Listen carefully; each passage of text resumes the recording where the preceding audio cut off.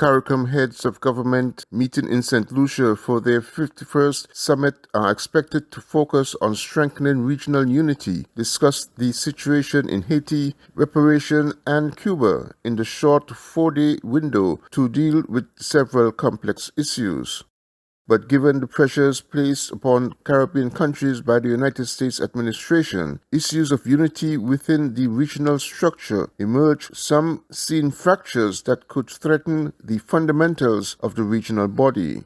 St. Kitts and Nevis' Prime Minister Dr. Terence Drew, who entered the chairmanship during the height of the CARICOM's stressed moments, met with most of CARICOM leadership to discuss the challenging matters.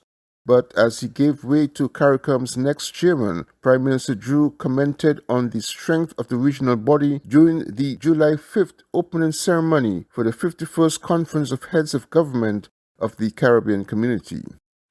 Today, the conversation is a bit challenging, but it has changed. The question is no longer whether CARICOM will survive. The question now is how we strengthen CARICOM for the next generation, and I think those sentiments were espoused by the young speaker who featured this afternoon. So the question becomes, how do we modernize our governance? How do we improve implementation?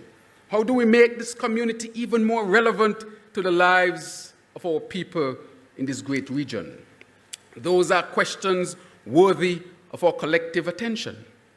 But permit me, therefore, to offer one humble recommendation. Whenever this community faces matters of great significance, let us ensure that every head of government makes every effort to be present for our retreats and caucuses to resolve matters in-house. Those sessions remain among CARICOM's greatest strengths. Away from cameras and prepared statements, colleagues speak candidly. Trust is strengthened. Misunderstandings are resolved. Consensus is built.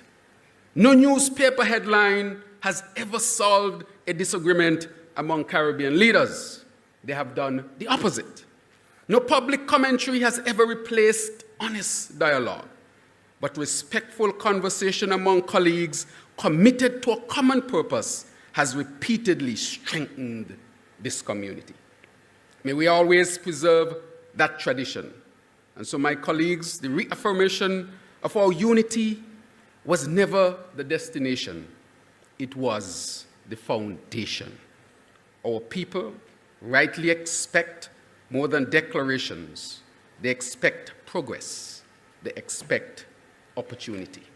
Geopolitical tensions and their impact on the Caribbean community will be a central theme throughout this summit. Glenn Bart reporting for Television Caribbean, TVC Channel 40.